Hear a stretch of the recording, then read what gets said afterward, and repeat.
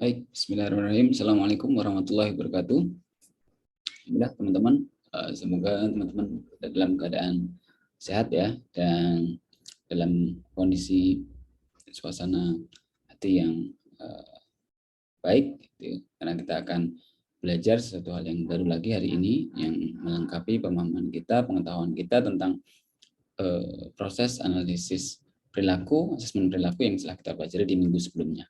Ya, kita awali dulu kuliah kita dengan bacaan basmalah. Bismillahirrahmanirrahim. Kita niatkan belajar kita hari ini sebagai ikhtiar kita untuk terus meningkatkan kualitas diri kita ya, meningkatkan pengetahuan kita. Baik teman-teman, langsung saja ya agar videonya lebih singkat.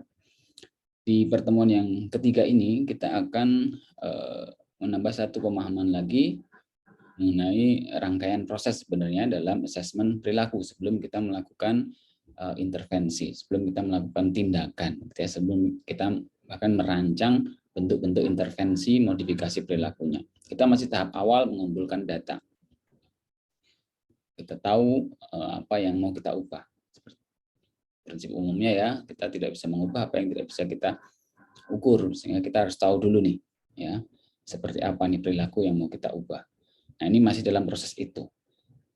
Ini sebenarnya analisis fungsi ini adalah lanjutan atau proses yang bersamaan ya dengan proses asesmen perilaku. Ya. Tapi yang kemarin disampaikan dulu di awal agar ketika dalam analisis fungsi ini ada membahas tentang dimensi perilaku, ya teman-teman sudah bisa langsung nyambung ya. Oh itu kemarin datanya. Sehingga asesmen perilaku kemarin yang goal utamanya memahami dimensi perilaku, kemudian mendefinisikan perilaku target, itu teman-teman sudah kuasai dulu. Kemudian disambungkan dengan materi ini. Itu ya. Jadi ini satu rangkaian sebenarnya. Ya. Nah, kalau kemarin tujuan utamanya mengetahui ya dimensi perilakunya dan memberikan batasan dulu sebenarnya perilaku yang mau diubah apa. Nah, lebih dalam di analisis fungsi ini kita mau mencari tahu pencetusnya. Ya, kenapa perilaku ini muncul? Nah, kita ingin mencari tahu. Ya. Karena sangat mungkin nanti bentuk-bentuk intervensinya sangat tergantung data-data ini. Ya. Apa yang membuat perilaku ini muncul, mengapa perilaku ini muncul, gitu ya. Itu akan sangat menentukan nanti ketika kita menentukan pilihan ya bentuk intervensi yang akan kita berikan. Karena tekniknya banyak sekali. Nah, kita milihnya berdasarkan apa? Berdasarkan informasi dari analisis fungsi ini. Apa saja yang kita dapat? Ya, ada 3 setidaknya. Ya, ada analisis ABC kita sebutnya itu. Ya. Kita ingin mencari tahu A-nya adalah antecedent, ya, B-nya behavior, dan C-nya consequences. Tujuannya kita mencari tahu itu wajibnya ya, tujuan utamanya kita mencari tahu 3 hal ini. Karena perilaku ini sejatinya pasti ada penyebabnya, yang tidak bisa ujuk-ujuk muncul. Dalam prinsip behavior is lawful, ya. Ada hukum-hukumnya, ada bisa kita prediksi, gitu ya. Perilaku itu ada pattern-nya. Nah, kita dengan analisis fungsi ini ingin mencari tahu itu. Kapan sih perilaku ini biasanya muncul, gitu ya? Ketika apa? Kemudian apa yang membuat ini tuh muncul terus, gitu. Nah, ketika apa, kapan, itu pertanyaan-pertanyaan yang akan terjawab pertanyaan yang akan untuk menjawab informasi antecedent, yang kita sebutnya antecedent. Kemudian mengapa kok itu masih diulang, padahal perilakunya itu merugikan, misalkan perilaku yang eksesif, gitu ya, kok masih tetap dilakukan? Nah, karena ada konsekuensinya, ada sesuatu yang dia dapat dari perilaku itu. Nah, ini nanti kita bahas secara lebih detail ya. Nah, kemudian yang B-nya, behavior-nya, ini teman-teman sudah dapatkan kemarin ya di dalam asesmen perilaku, yaitu mengetahui tentang dimensi perilaku. Ya, teman-teman sudah ingat, tinggal dibaca lagi ya. Ada 4 dimensi perilaku. Silakan dipelajari. Nah, data tambahannya kita juga ingin mencari tahu variabel organismik dari individu. Ya, apa yang variabel lain yang mempengaruhi kemunculan perilaku ini dari sisi pribadi si subjeknya. Ya. Ini tadi ya analisis ABC. Kalian nanti bisa sambil baca. Penjelasan ringkasnya sudah saya jelaskan di awal. Nah, target utama dari pertemuan ini adalah teman-teman memahami ABC ini. Kalau target pertemuan kedua kemarin memahami dimensi perilaku dan batasan perilaku, membedakan antara label dengan bentuk perilakunya yang bisa kita catat ya, menentukan perilaku targetnya.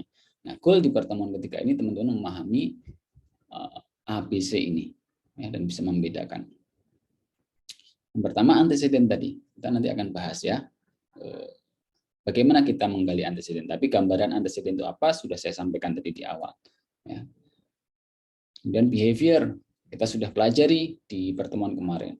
Frekuensi, durasi, intensitas, dan latensi. Dan konsekuensi, nah ini adalah akibat, dampak. Mengapa sih kok perilaku yang merugikan itu masih diulang? Ini ada sesuatu. Nah, kita akan jelaskan dinamikanya nanti di masing-masing penjelasan.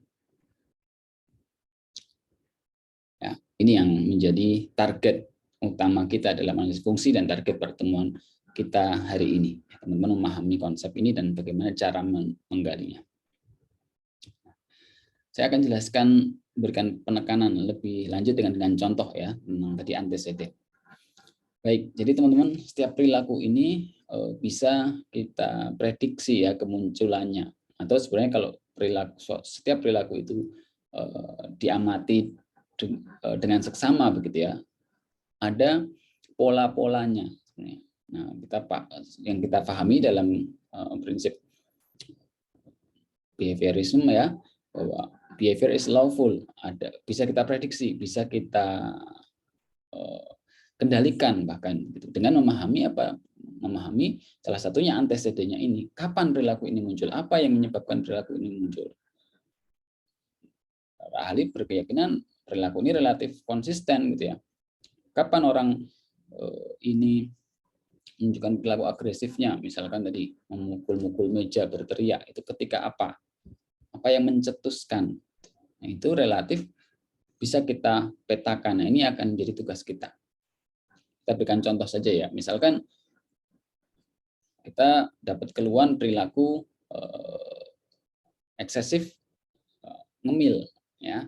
Ngemil ini perilaku kita operasionalkan, misalnya makan di luar 3 kali makan utama ya, yang melebihi jumlah kalori yang kita butuhkan dalam sehari gitu ya. Jadi sehingga menyebabkan kelebihan asupan kalori, sehingga kita lama-lama itu numpuk bisa kelebihan berat badan atau berat badan tidak ideal. Nah, ini perilaku ngemil. Nah, ketika kita mendapatkan keluhan itu, kita perlu mencari tahu kapan perilaku ngemil itu muncul. Ternyata setelah digali informasi melalui wawancara, pokoknya ketika saya mengerjakan tugas dan itu sudah mepet, ya, saya rasanya harus makan sesuatu dulu gitu ya, yang pedas, yang panas, yang bahannya aci gitu ya, aci craving gitu, harus makan. Yang cewek-cewek itu beli seblak gitu ya, atau beli cilok, harus ngemil dulu itu, baru kemudian saya bisa mengerjakan tugas dengan lancar.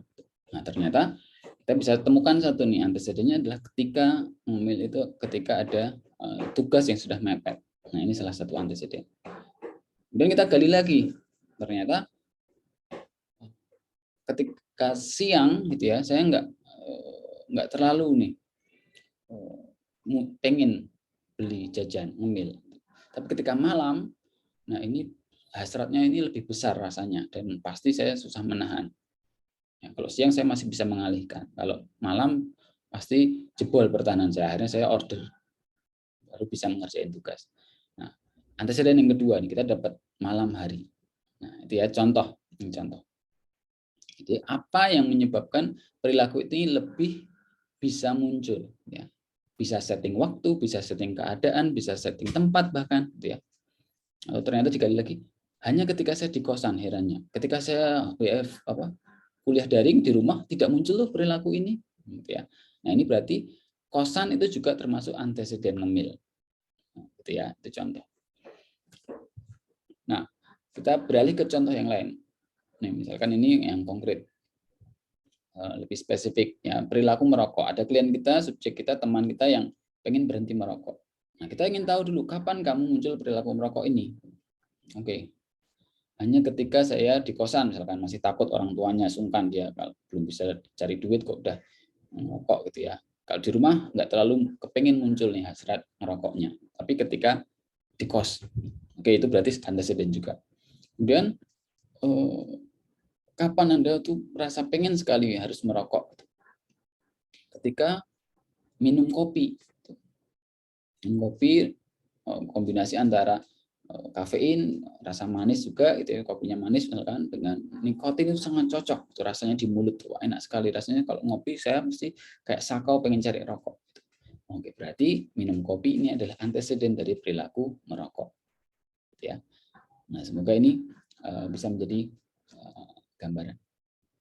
Nah, contoh yang kita bahas kemarin, misalkan contoh satu lagi, dalam setting perilaku agresif ya, di kelas ketika pelajaran mata pelajaran X gitu. Nah, ini juga bisa menjadi antecedent. Ternyata anak-anak tuh hanya rame gitu ya ketika mata pelajaran X ini hanya agresif, hanya membuat suasana tidak kondusif gitu ya, setelah dioperasionalkan apa saja gitu. Hanya mata pelajaran ini. Nah, itu juga bisa menjadi antecedent dari perilaku tersebut. Nah, ini ya, semoga bisa dipahami. Ini contohnya. Itu ya, kita perlu agak singkat biar videonya tidak terlalu lama. Nah, kalau untuk behavior ya, ini sudah kita bahas secara mendetail kemarin ya, dari frekuensi, durasi, intensitas, maupun latensi sudah kita bahas masing-masing. Tinggal teman-teman baca lagi slide kuliah sebelumnya, sudah cukup detail di sana. Nah, itu P-nya. Jadi analisis A, B, C plus gitu ya. A-nya antecedent tadi sudah kita jelaskan, B-nya behavior. Adalah dimensi perilakunya. Kemudian apa C-nya? C-nya adalah consequences. Consequences ini kita pahami sebagai dampak gitu ya, secara bahasa mungkin kita sering memahaminya kemudian menjadi konsekuensi, itu akibat dari perilaku kita. Nah, tetapi dalam analisis fungsi ini konsekuensi di sini agak berbeda, bukan seperti konsekuensi dampak baik atau dampak buruk, bukan ya. Tetapi agak berbeda, konsekuensi di sini adalah hal-hal yang membuat perilaku itu bertahan. Ya, entah itu perilaku targetnya itu eksesif maupun defisit ataupun anomali, pasti ada alasan mengapa perilaku itu masih bertahan, masih menetap, masih diulang. Ya. Sudah jelas, karena perilaku target pasti merugikan ya, pasti dia ingin hilangkan, itu pasti ada sesuatu yang merugikan. Tapi ada alasan mengapa itu masih muncul. Gitu ya. Nah, alasan-alasan yang membuat perilaku ini masih muncul ini adalah kita sebut dengan consequences.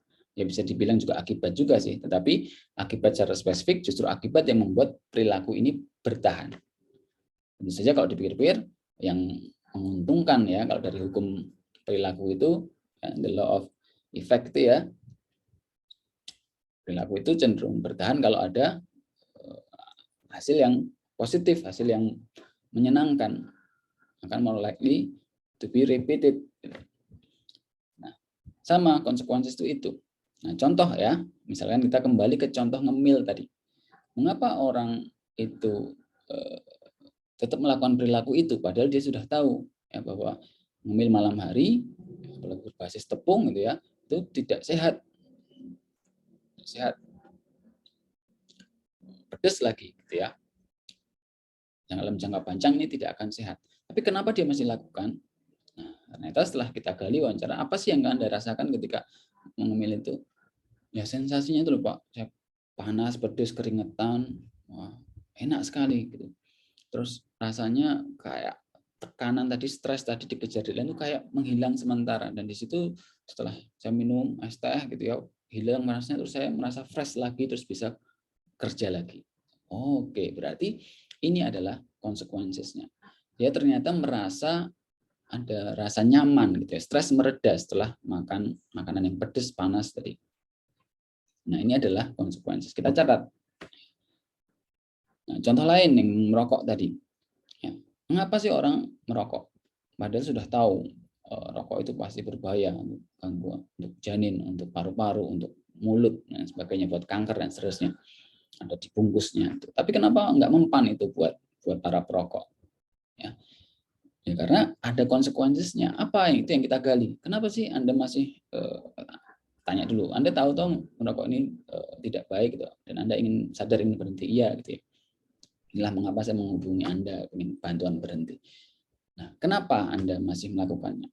Ya, kalau setiap menghisap rokok ketika menyalakan itu ya, masalah itu kayak menghilang itu seiring dengan hembusan asap yang saya keluarkan gitu ya. Dramatisir begitu ya para perokok. Wah, kayak plong sekali Pak. Itu rasanya rileks ketika saya menghembuskan asap rokok itu setelah saya hisap dalam-dalam. Rileks. Oke, ini berarti konsekuensinya. Ini yang membuat rasa rileks, sementara ini yang membuat merokok itu diulang. Ya. Gitu. Nah, ini adalah konsekuensi. Semoga dengan dua contoh ini teman-teman bisa menangkap ya, bisa menangkap. Nah, jadi jangan rancu dengan akibat, agak berbeda. Kalau akibat itu konsekuensi sering kita anggap sebagai suatu hal yang buruk gitu ya. Nah, kalau dalam konsep perilaku malah sebaliknya, konsekuensinya adalah yang baik. Baik bagi siapa? Baik bagi si pelaku yang membuat perilaku ini muncul ya, bukan baik secara umum gitu. Kalau secara umum tentu saja merokok itu jelek, mengemil malam hari itu nggak baik gitu. Tetapi bagi dia, bagi pelaku yang membuat perilaku itu diulang lagi. Itu prinsip dari C, consequences. Nah, ada dua macam konsekuensi setidaknya. Kalau Milton Bergen membaginya lagi dalam 4 ya. Kalau saya ringkas menjadi 2 saja. Jadi ada automatic, ada sosial. Automatic itu yang dampak positif tadi, yang sebenarnya mungkin negatif ya secara umum, tapi bagi dia itu positif tadi. Ini langsung yang dampaknya itu langsung dari perilaku yang dia lakukan atau dari objek yang dia makan. Kalau perilakunya makan ya, benda yang dia misalkan rokok ya, makanan itu langsung membuat dampak positif sehingga itu diulang. Misalkan tadi seblak tadi membuat stres mereda, rokok juga membuat plong itu berarti otomatis. Tapi ada juga yang sumber penguatnya atau konsekuensinya itu dari orang lain ya. Misalkan perilaku merokok tadi ya, kita pakai contoh yang sama ya. Bisa jadi selain otomatis juga ada sosialnya. Kenapa kamu merokok? Ya karena ketika kami nongkrong, makan, minum kopi gitu ya, semuanya merokok. Aneh kalau saya tidak merokok gitu ya. Nah, ketika saya merokok, itu saya jadi bisa diterima di tongkrongan itu, bisa ngobrol lama kita. Nah, ini jadi social reinforcement, ya, social consequences. Itu ya, jadi ada yang sumbernya itu objek, benda gitu ya, atau yang dia lakukan langsung. Ada yang sumber penguatnya atau konsekuensinya itu yang dari orang lain. Mungkin dia tidak terlalu nyaman sebenarnya merokok itu, gitu ya, dalam kasus yang lain. Tetapi karena dia ingin diterima, dia merokok. Itu adalah konsekuensi yang sifatnya sosial. Jadi contoh. Itu silakan, masih bisa kalian bisa nanti cari contoh yang lain. Kalau di slide ini contohnya anak yang teriak-teriak di kelas ya, di mata pelajaran tertentu. Kenapa dia melakukan itu? Karena setiap dia teriak-teriak, gurunya menyebut namanya dan semua perhatian sekelas menuju ke dia, sehingga itu ternyata bukan sebagai hukuman, ternyata itu adalah seperti reinforcement ya, seperti jadi pusat perhatian itu menyenangkan buat dia. Nah, ini adalah social reinforcement. Mukul-mukulnya itu nggak seberapa menyenangkan gitu ya, tetapi perhatian yang dia dapat dari perilaku itu yang dia memang cari, yang dia rasa menyenangkan, sehingga itu diulang. Inilah konsekuensi yang sifatnya sosial, gitu ya. Nah, A sudah, behaviornya sudah, B-nya sudah, C-nya juga sudah. Nah, ada tambahannya A, B, C plus, itu plusnya adalah O, ini variabel organismik. Nah, variabel organismik ini dalam asesmen perilaku kita coba gali, ya, meliputi ada nggak faktor fisiologis di situ yang berperan sehingga muncul perilaku itu. Ada nggak faktor genetik misalkan, ada nggak faktor belajar misalkan dari lingkungan, ternyata perilaku merokok tadi orang tuanya juga merokok, ayahnya merokok, kakak laki-lakinya merokok, gitu, misalkan seperti itu. Faktor genetik, misalkan apa ya? Faktor genetik nanti contoh lain, kalau dua contoh tadi nggak masuk ngemil dan merokok, tidak. Pemahaman saya tidak ada faktor genetiknya, gitu ya. Lebih ke perilaku, faktor sosial, faktor belajar. Faktor fisiologik juga tidak bisa. Nanti kita pakai contoh yang lain. Nah, misalkan kalau contoh yang lain variabel organismik ini perilaku kebiasaan, ada dari Miltenberger ada postur tubuh yang salah. Ini juga bahkan bisa di treatment menggunakan modif, dia cenderung membungkuk gitu ya. Postur tubuh membungkuk. Padahal dia bisa untuk tegak begini ya. Tadinya bisa, tapi kalau lama-lama dia cenderung membungkuk. Nah, ternyata kita teliti, yaitu faktor perilaku, dia kebiasaan untuk membungkuk. Kenapa penyebabnya? Karena ada faktor fisiologis, dia memang tinggi gitu ya. Tingginya di atas rata-rata. Cewek tapi misalkan 170, misalkan teman-temannya rata-rata 160, 150 gitu. Sehingga dia kalau berbicara harus menunduk misalkan gitu. Nah, itu faktor fisiologik. Gitu ya. Contohnya faktor fisik yang membuat perilaku itu berpengaruh terhadap kemunculan perilaku itu. Faktor genetik juga misalkan untuk perilaku lain ya. Apa yang secara ilmiah memang ada perilaku itu disebabkan oleh faktor genetik. Misalkan anak autis, misalkan ya gangguan pemusatan perhatian, gitu. Ya, kita nggak menangani label autis itu, tetapi apa perilakunya? Oh, gangguan pemusatan perhatian. Tapi kita harus menyadari bahwa ada faktor organismik di situ. Oh, ada faktor genetik, misalkan masalah genetis, gen autismenya ada bawaan. Nah, itu juga faktor yang harus kita cari tahu. Ya. Nah, kalian bisa cari contoh-contoh lain, perilaku-perilaku yang secara ilmiah terbukti itu ada faktor fisik, ada faktor genetik. Kalau faktor belajar jelas ya, kita cari tahu. Kira-kira ada faktor lingkungan, ada faktor nyontoh enggak? Kenapa dia punya perilaku itu? Ini adalah variabel organisme. Nah, kemudian untuk metodenya seperti bagaimana kita melakukan analisis fungsi, seperti observasi perilaku kemarin, kita bisa direct juga bisa indirect. Ya, ini sama penjelasannya. Nah, kita juga bisa melakukan eksperimen atau membuat setting sendiri, setting buatan. Ini mode analog seperti yang kita bahas di minggu lalu. Gitu ya. Kalau indirect kita wawancara dia dengan data-data sebelumnya gitu ya. Apa yang terjadi gitu. Mengapa Anda melakukan ini, kenapa kira-kira gitu ya. Kalau direct kita observasi langsung gitu ya.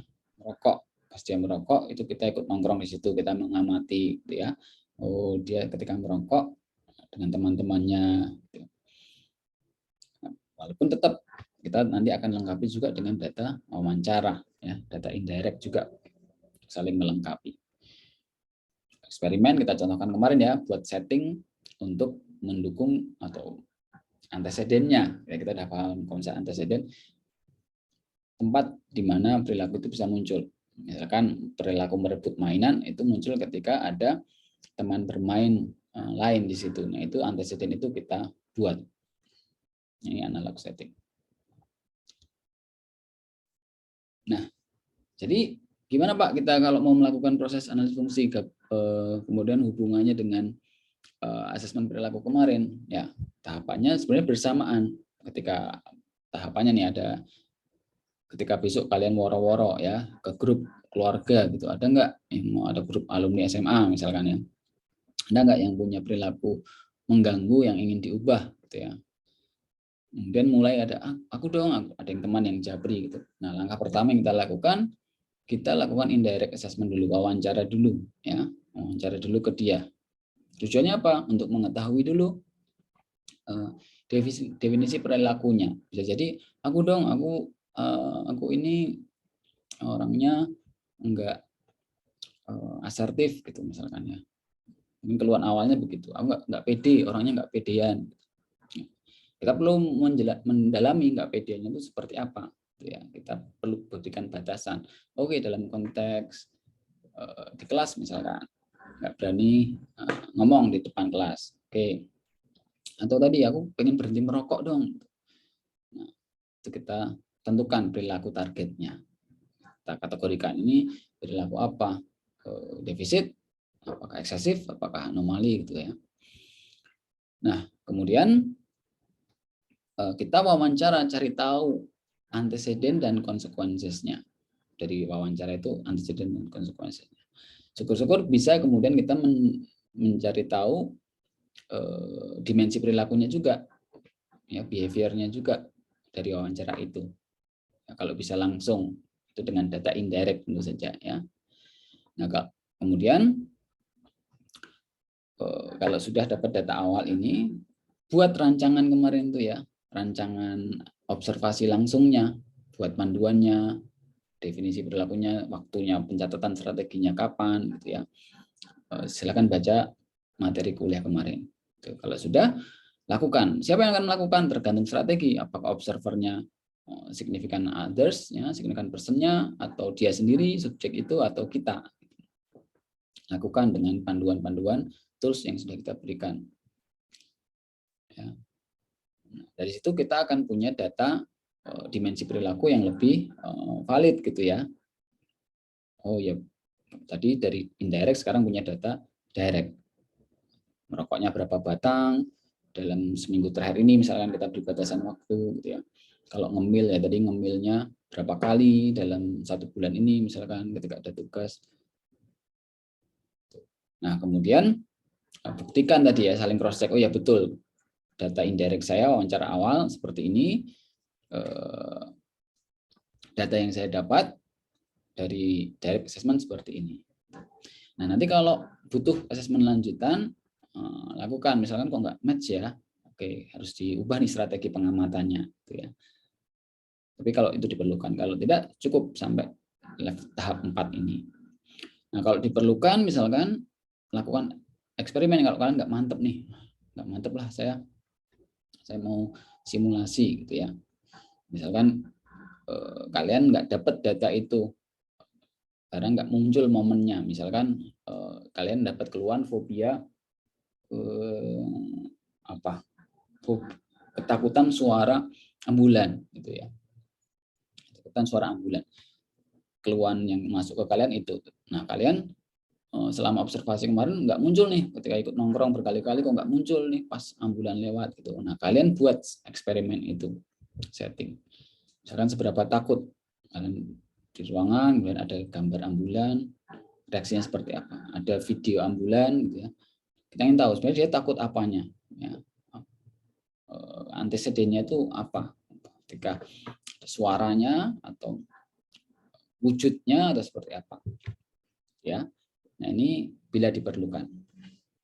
Tapi tentu saja kalau kalian bisa akan melakukan ini harus butuh panduan profesional ya, ada ethical clearance-nya yang harus dilakukan tergantung kadar keparahannya atau tingkat bahayanya yang bisa berdampak bahaya juga untuk si subjek. Itu ya tahapannya. Jadi itu yang akan nanti kalian lakukan. Nah, ini ya. Jadi di kuliah keempat dan nanti untuk UTS ini ya, hasil kerja kalian ini untuk melakukan praktek pengamatan perilaku, pencatatan perilaku, dan analisis fungsi. Kita akan buat rancangannya dulu ya, untuk kuliah keempat besok. Nah, silakan, makanya mulai woro-woro. Siapa yang akan jadi subjek kalian yang punya perilaku target yang perlu diubah. Gimana cara menggali anteseden? Nah, ini ya, nanti silakan bisa tanya. Kapan? Siapa yang ada dengan dia ketika perilaku muncul? Sebelum apa? Ya, ketika apa sih muncul hasrat ingin beli ngemil itu gitu ya. Ketika ingin menyalakan rokok itu gitu. Kalau kosong Mas nggak ada kegiatan baru ngelamun. Nah, itu juga anteseden, tulis. Kalau misalkan berupa agresi verbal gitu ya, teriakan misalkan. ada kata-kata yang mendahului itu enggak, sehingga selalu muncul teriakan itu. Ternyata ketemu anak yang suka tantrum, teriak-teriak itu kalau mendengar kata-kata mama nggak suka, misalkan, papa nggak suka. Ternyata setiap mendengar itu, anak ini teriak-teriak. Nah, itu juga berarti anteseden. Kata-kata mama nggak suka. Gitu ya. Itu juga bisa menjadi anteseden. Makanya kata-kata apa yang bisa biasa muncul mendahului perilaku itu. Ingat nggak Bu, kira-kira dia kalau teriak-teriak kayak gitu, itu ketika mendengar apa? Ketika ibu habis bilang apa? Nah, itu bisa ditanyakan. Nah, ini tentu saja tidak mutlak ya, sangat tergantung perilaku target atau perilaku yang dikeluhkan. Nah, kalian harus berkreasi, menganalisis kira-kira bisa digali dengan pertanyaan apa. Ini hanya contoh. Kemudian kalau consequences bisa digali dengan apa sih yang Anda rasakan, apa sih yang Anda sensasi apa gitu setelah melakukan itu. Gitu. Atau kalau perilakunya ini defisit, biasanya lebih agak menantang ya menggalinya. Mengapa Anda tidak mau bertanya di kelas, padahal Anda pengen, nggak Anda mengeluhkan kepada saya? Ya malu mas saya kalau tanya itu. Iya, malu ya. Tapi mengapa Anda terus-menerus sampai sekarang nggak berani? Kenapa tuh dengan malu itu? Kalau Anda nggak jadi tanya, itu apa yang dirasakan? Ya berarti saya aman tuh mas kalau gojek-gajek gitu ya, ragu-ragu, tanya nggak, begitu nggak jadi tanya, kesempatan itu lewat, itu ada rasa bersalahnya, tapi ada rasa lega juga karena aku nggak jadi diketawain, aku nggak jadi dipermalukan. Nah ini berarti consequences, ya. Jadi perasaan terhindar dari ketidaknyamanan, itu ya. Nah, perilaku yang defisit biasanya seperti ini konsekuensinya. Kenapa kamu menunda-nunda? Prokrastinasi. Kenapa kamu mau menunda mengumpulkan tugas atau menunda mengerjakan tugas sampai H-1 pengumpulan baru mengerjakan? Ya nggak ada manfaat positifnya. Tapi kenapa? Kira-kira kenapa itu masih bertahan sampai sekarang? Dalam seminggu itu apa keuntungannya Anda mengerjakannya hanya H-1? Ya kemarin saya jadi seneng kan, waktunya banyak, bisa buat main, bisa buat pergi-pergi gitu. Saya banyak, yang lain pada sibuk, ini saya bisa santai gitu. Toh nyatanya selama ini juga selesai saya semalam gitu. Nah ini konsekuensi. Dia terhindar dari beban gitu ya. Dia merasa aman, dia punya waktu luang untuk melakukan kesenangan-kesenangan yang lain. Ini konsekuensi. Ya. Untuk perilaku defisit memang agak susah, butuh penggalian yang lebih dalam untuk mengetahui konsekuensi. Tapi untuk perilaku eksesif itu lebih mudah biasanya.